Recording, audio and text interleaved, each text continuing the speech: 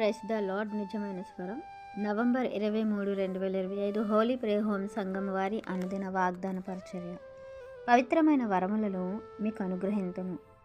అపోస్తుల కార్యములు 13వ అధ్యాయము 34వ వచనము.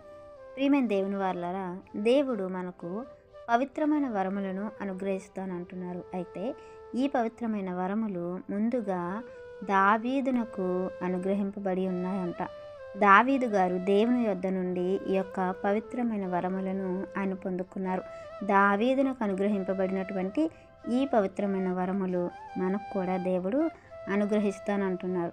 ఇంతకీ ఆ పవిత్రమైన వరములు ఎలాంటివి? అవట నమ్మకములైనవి అని చెప్తున్నారు దేవుడు.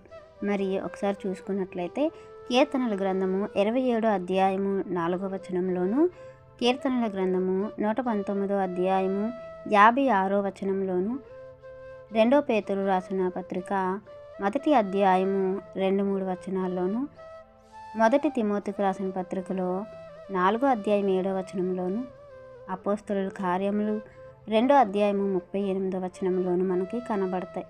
ప్రియమైన దేవుని వారలారా, దావీదు కోరుకున్నటువంటి, దావీదు అడిగి పొందుకున్నటువంటి ఆ వరములు దేవుని సన్నిధిలో ఉండటం అంట. అలాగే దేవుని యొక్క ఉపదేశమును ఆయన పొందుకోవడం అంట, దాన్ని అవలంబించి నడుచుకోవడం అంట. ఇంకా చూసుకున్నట్లయితే పరిశుద్ధాత్మను వరమును ఆయన అడిగారంట. ప్రియమైన దేవుని వారలారా, ఇంతకు మించినటువంటి పవిత్రమైన వరములు ఏముంటాయి? కాబట్టి మనము కూడా దేవుని యొద్ద నుండి ఆ పవిత్రమైన వరములను అడిగి పొందుకొని వాటిని అనుభవించేవారుగాను, వాటిని పనిలో పెట్టేవారుగాను, దేవుని ఉద్దేశాలకు తగినట్లుగాను మనం ఉండాలని దేవుడు ఆశపడుతున్నారు. ఆ విధంగానే దావీదు గారు ఉన్నారు. ప్రభువును విశ్వసించి ప్రభు వారమైన మనకును దేవుడు అవి అనుగ్రహిస్తానంటున్నారు.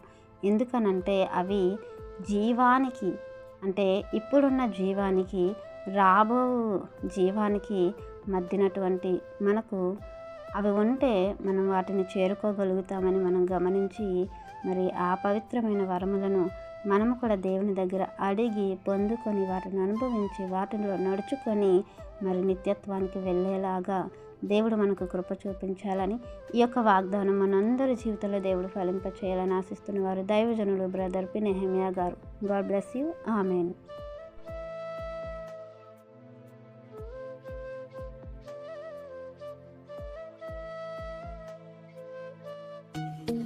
Hi friends, Holi prayer home Gajuwaka సంగమ వారు మాట్లాడిన విలువైన దేవుని సందేశములను మీరు వినటానికి మా యొక్క YouTube channel holy prayer home subscribe చేసుకొని పక్కనున్న బెల్ ఐకాన్ క్లిక్ చేయగలరు.